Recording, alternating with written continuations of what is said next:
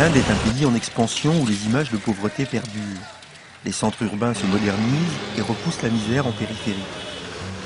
C'est dans une gare que nous avons retrouvé frère Francis Marie, qui, comme Mère Teresa il y a 60 ans, a choisi d'aider les plus pauvres, en particulier les enfants de la gare de Sialta.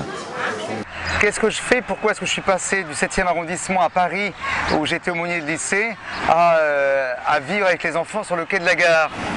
J'ai pris une année sabbatique en 2003 et mon année sabbatique semblait toute tracée. Je travaillais dans un orphelinat avec 57 enfants, c'était absolument génial. Seulement un jour, une sœur m'a demandé d'aller célébrer la messe à la périphérie de Calcutta. J'ai dit pourquoi pas. Et j'ai célébré la messe et après, avant de reprendre mon travail, le taxi est passé par la gare de Sialda. Et cette grande gare de Sialda, j'ai vu dans le caniveau Rajesh, un enfant de 11 ans, qui était complètement nu, maigre comme tout, en train de racler de ses pauvres dents une peau de banane. Pour moi, ça a été l'électrochoc. Je suis descendu aussitôt.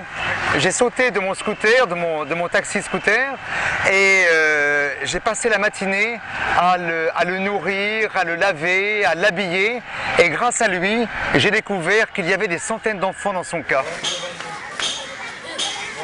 Il fallait penser d'urgence à tous ces enfants qui sont sur le quai de la gare, les rejoindre, déverser l'amour humain et divin auprès de ces enfants, vivre avec eux, humaniser les quais de gare, essayer d'organiser des programmes pour eux. D'où l'idée est née de créer une association qui s'est appelée tout naturellement les Pèlerins de la Charité.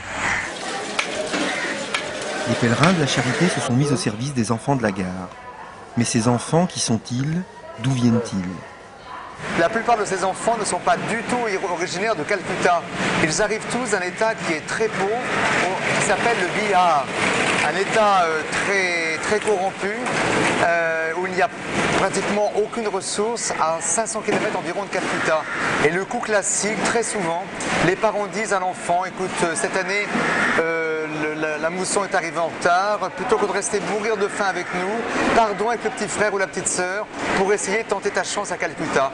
Ils arrivent sur le quai de la gare, croyant que Calcutta est la terre promise, et en fin de compte, au bout d'un certain temps, ils reviennent sur le quai de la gare, et là, ils survivent par toutes sortes de moyens. Ce train est très important parce que pour les enfants de la gare, c'est la manne céleste. C'est là où ils vont aller mendier, dans le wagon-restaurant, tout ce qui n'a pas été vendu, et dans les différentes voitures, tout ce qui peut traîner, récupération de bouteilles de plastique, omelettes, tout ce qui est possible. Le Rajani Express, c'est le rendez-vous de la vie et du bonheur.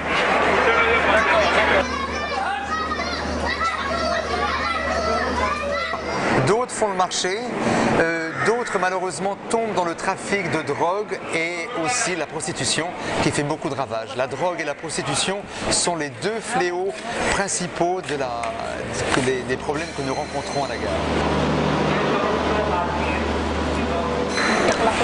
Alors il faut juste vous dire que ces enfants que vous voyez ici, sur un plan humain, ils n'ont absolument aucun avenir. Et quand je dis aucun avenir, je pèse bien mes mots, rien du tout. Ils ne vont pas à l'école.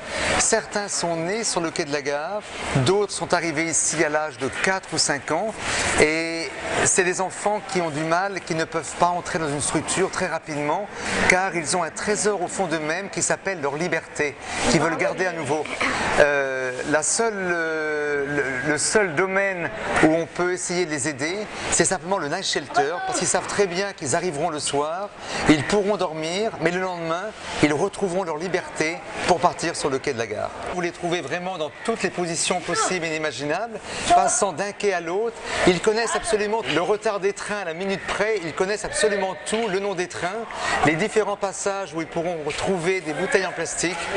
Rien ne leur échappe.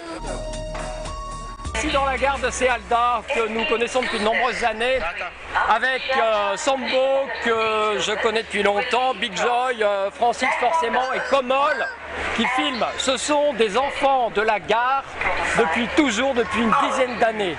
Komol, yes. What do you do with this t-shirt? Ces 3 enfants de la gare portent le t-shirt de l'association gouvernementale Sini Acha, qui demande aux plus grands de rassembler les plus petits pour les scolariser.